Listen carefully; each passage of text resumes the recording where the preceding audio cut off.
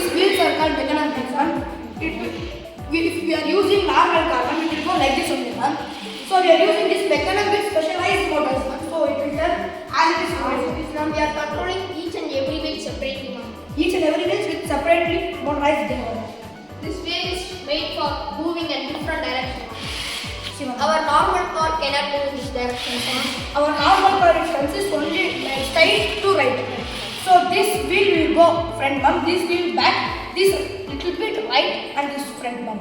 So while that friction will act on this and it will turn on right side.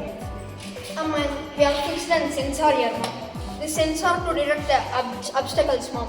Any obstacles comes, ma'am. We are put the distance, ma'am. Within the distance, it will stop. It will give message to a mobile or something ma'am, and automatically these four wheels will be jammed and it will not work for while system can have 10 minutes.